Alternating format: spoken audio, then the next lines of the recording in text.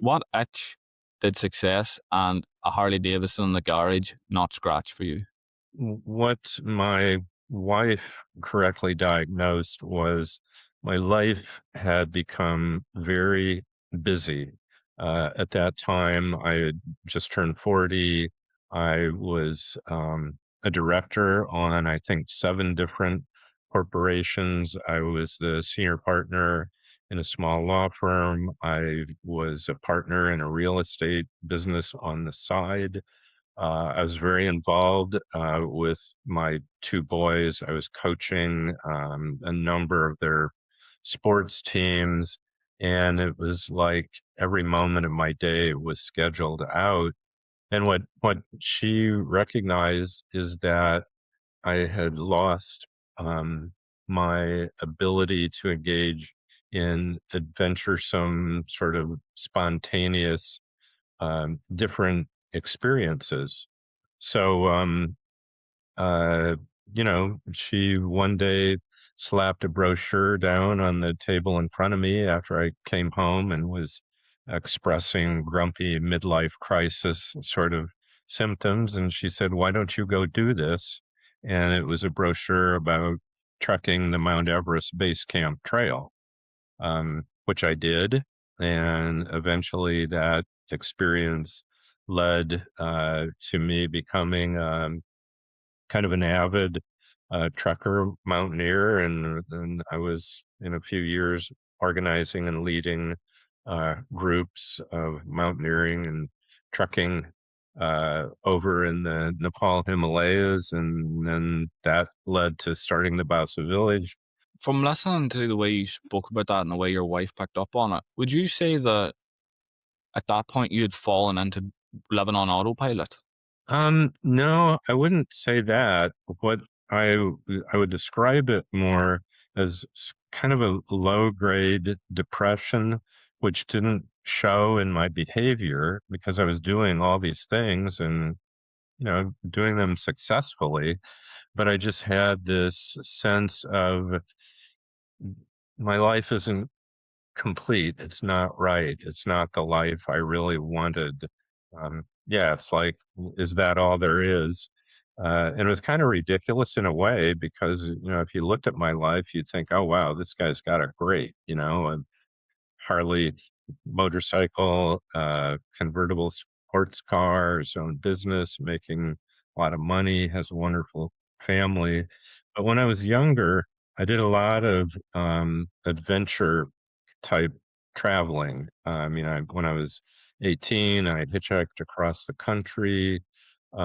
Next summer, when I was 19, I backpacked all around Europe. Next summer, when I was 20, I motorcycled all across North America. And, that's so I kind of thought the rest of my life I would be living as an adventurer, and there was this theme in my personality that needed that, and that theme was not getting fed.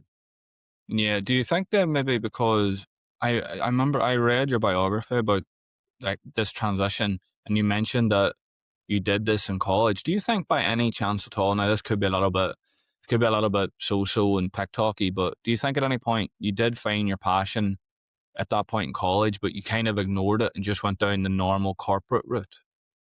Well, to some extent, yes. Something that changed in me as I got into the practice of law was a desire to make money. I had never been particularly materialistic, and I always did, and I still think the best use of money is either to give it to worthy charitable projects or to spend it on experiences as opposed to accumulating a bunch of things.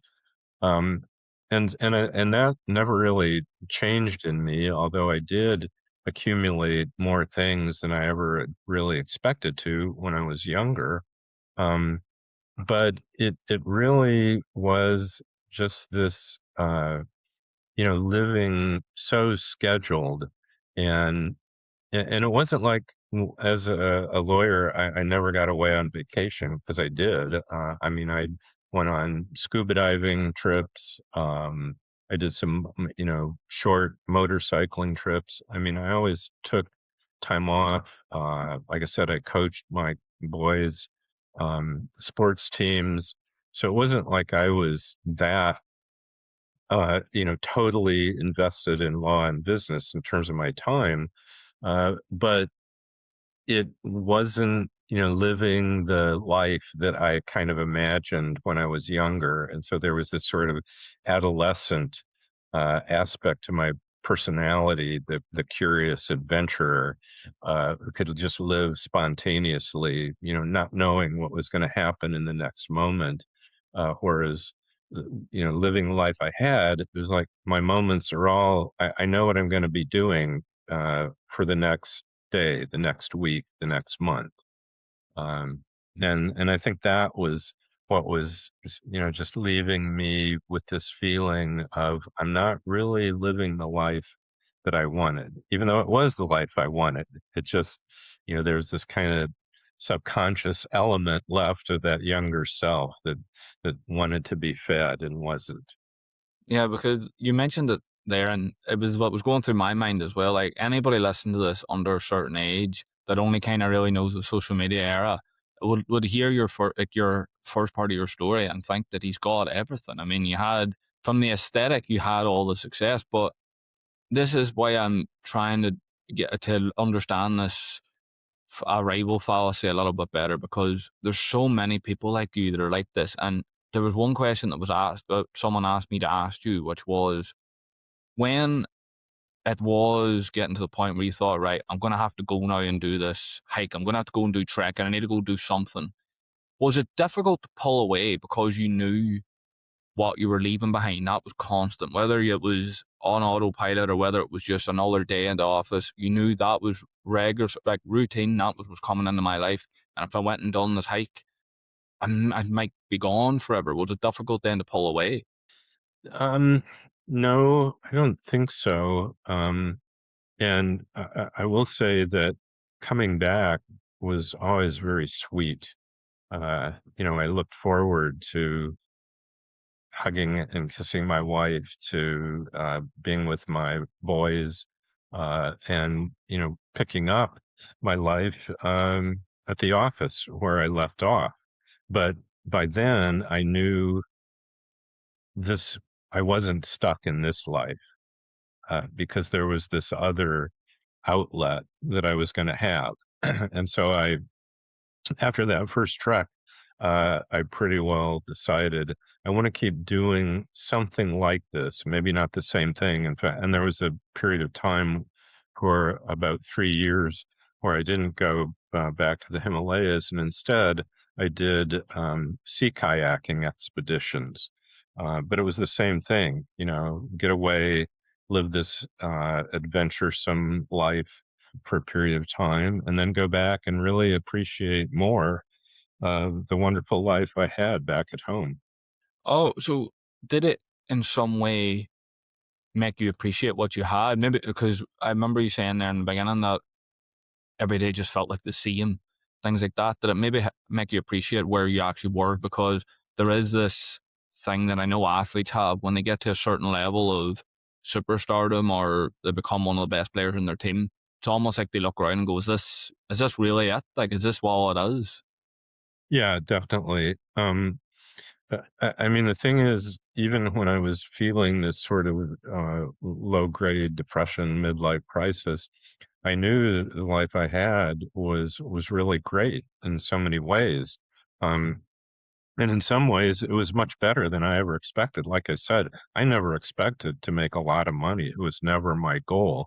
But because I have a competitive streak in my personality, within the law, there, uh, you're, at least if you do litigation, you're competing against other lawyers. And part of that competition is winning the case. But the other part is making as much or more money than your peers. And, it's sort of a disgusting thing, and nobody would really talk about it overtly except with their closest friends.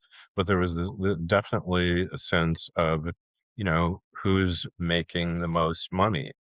And because I have this competitive streak in my personality, I wanted to win that competition. It wasn't really so much about making the money. It was just like, I want to win. Um, and so that led to living that life that was not really the life I expected or wanted to have, even though the fruits of making money were great.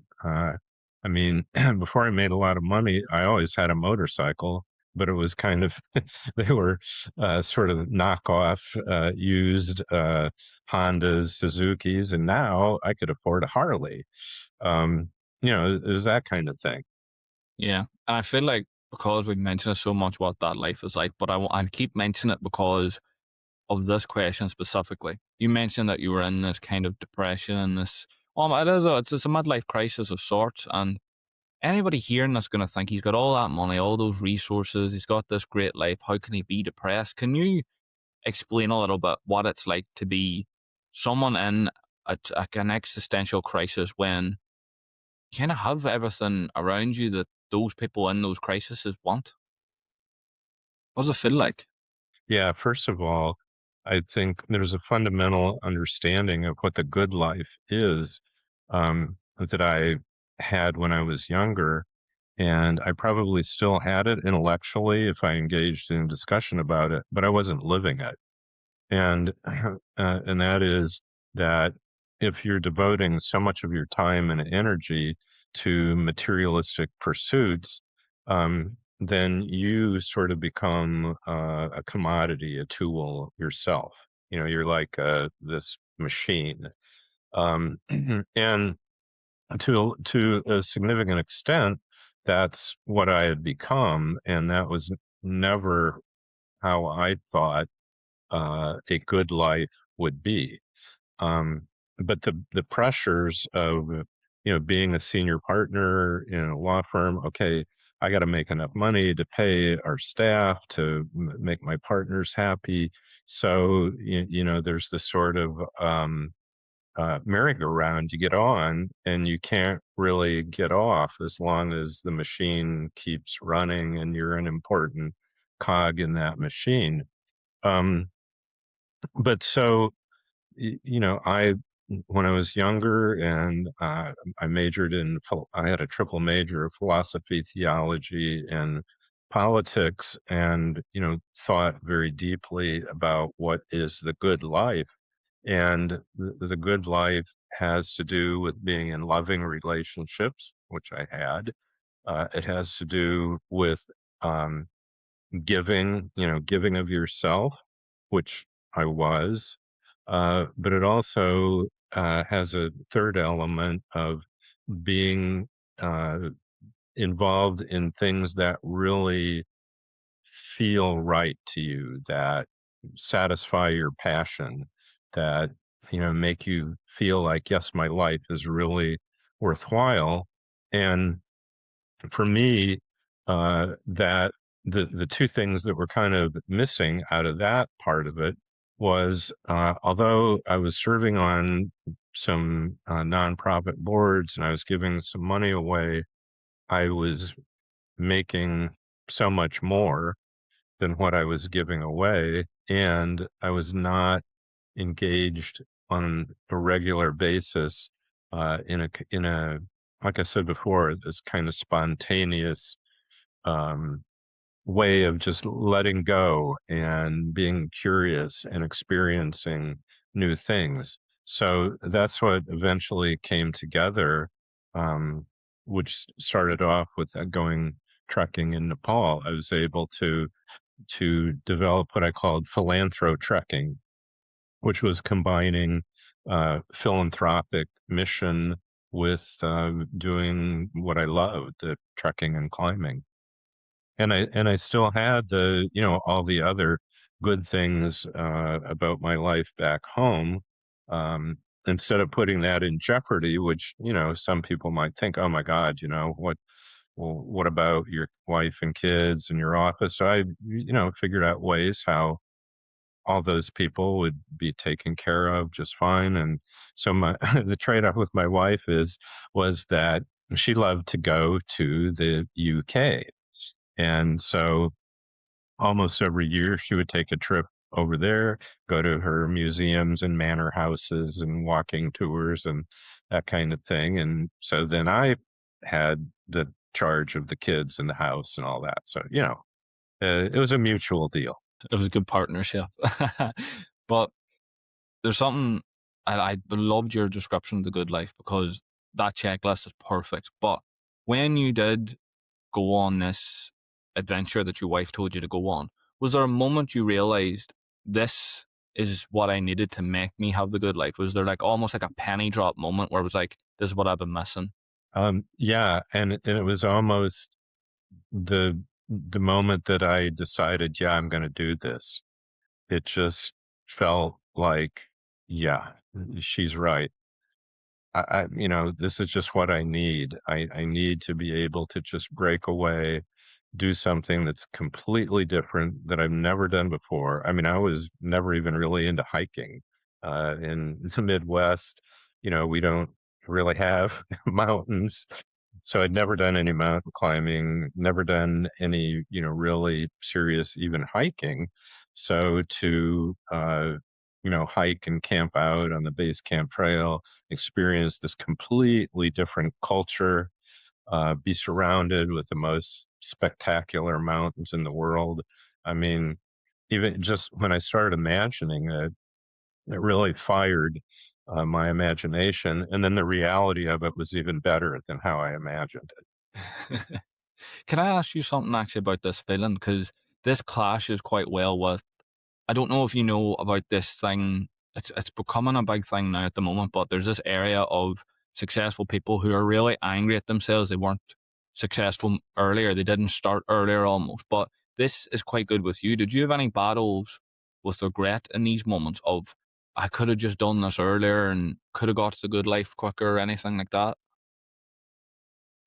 No, not, I mean, I don't think so, because it was, I went through that period of midlife crisis was, maybe 2 years or so. So it wasn't, before that, I felt really good about the way my life was going. I mean, it was like it just hit me. And it's so classic. I mean, they say turn 40, have a midlife crisis.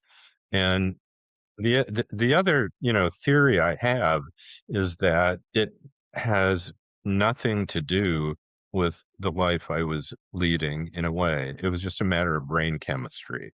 Um, and I don't have any proof of that, but I think every kind of life stage, I mean, whether it's infancy, childhood, adolescence, young adulthood, middle adulthood, old, whatever, each of those stages in life, I think your brain chemistry sort of changes just like your body does.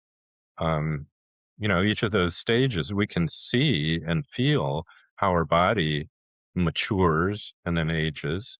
And I suspect that similar things are going on in the brain. And so it may have been that just the way my brain wiring changed as I entered middle life, uh, it was like telling me, there's something wrong here. This life was working perfectly uh, in your late 20s and through your 30s, but now it's not working. You got to do something different. When you think back on things like that, and you, like you said, you're so well educated, it's crazy, and I know you're really into your philosophy and things like that. But when you think back to that, I mean, that feeling obviously couldn't have felt great, and you're high up in these companies and stuff. You know yourself, if something doesn't feel good in a company, it's got to change. But why do you think you sat for so long in that feeling? Because I feel like there's a lot of people that have this feeling and they just sit and let it almost eat at them or kind of try and numb it. Was there a reason why you sat? Yeah, I think it was that. I mean, I'm not sure guilt is the right word, but thinking, wow, I have this great life. I should not be feeling depressed. I shouldn't feel bad at all. I had to be grateful and feel good and, charged up every morning. I wake up and, oh, I've got this, these things to do, all these important things to do that should make me feel good, which it did in my 30s. I mean, it was cool practicing law. Um, having my kids and being on serving on boards. It was all great. Making money. Um, but it just, it's like I hit 40 and I started this, like I said before, having this feeling of, is this all there is? This isn't really exactly the life I wanted. And so why didn't I do something about it? It's because I thought I should, be happy and grateful. And so it's like there's something wrong with me. It's not my life that needs to be changed. It's just this depressed feeling. That's what needs to be fixed. But how do you do that? What, go to a psychologist? Well, I didn't want to do that. I mean, I brought up in a family where that's hard to do. You don't admit there's anything wrong with you, especially when it's not apparent. I mean, look at me. There's nothing wrong with me. So yeah, so I think that was part of it that I didn't really want to admit there was anything wrong, and so in a way I was kind of taking it out on my wife because I would sort of whine and bitch at her. And so that's why she realized, no, there is something wrong and you got to do something about it. And you're not going to go see a shrink. You're not going to quit practicing law. So here, try this.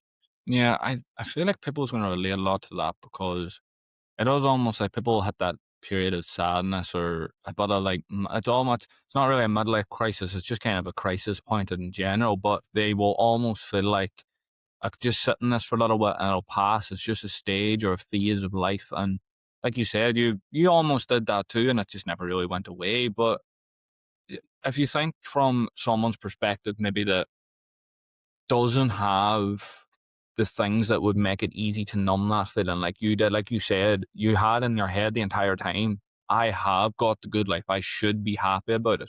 Then there's also those other people that will have the same feelings, but maybe don't have the surrounding that backs up that, oh, we're doing okay.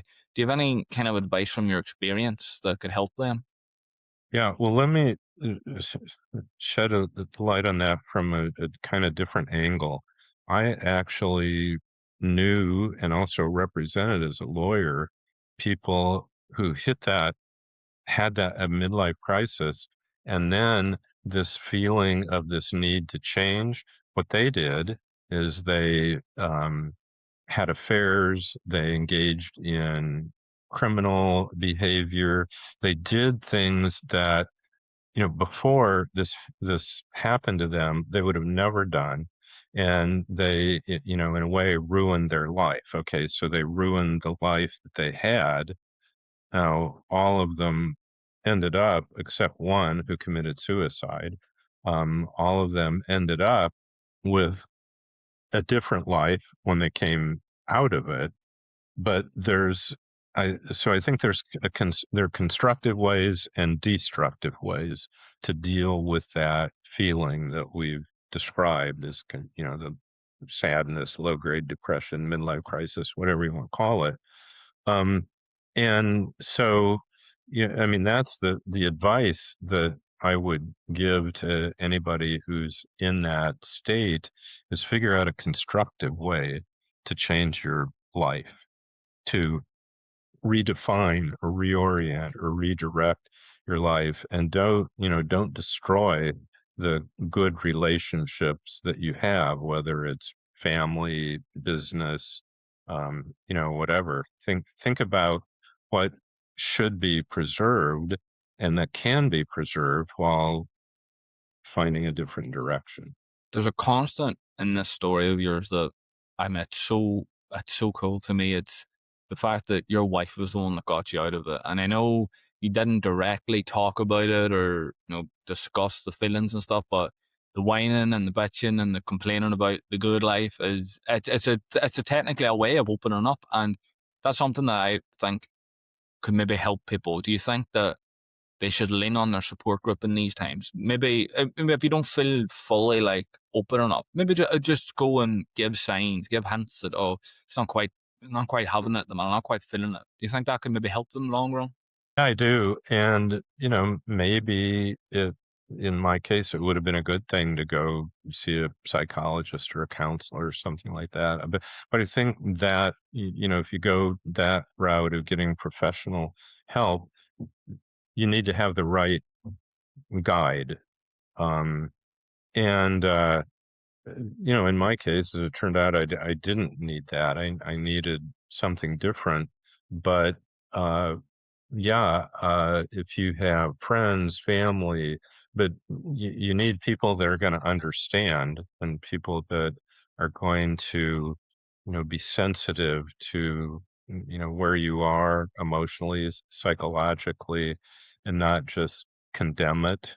Um, and also not just think that, there's kind of a cookie cutter cure for it, which is like, I wouldn't say that everybody who feels that way ought to go trek the Mount Everest Base Camp Trail. I mean, maybe you ought to think about it.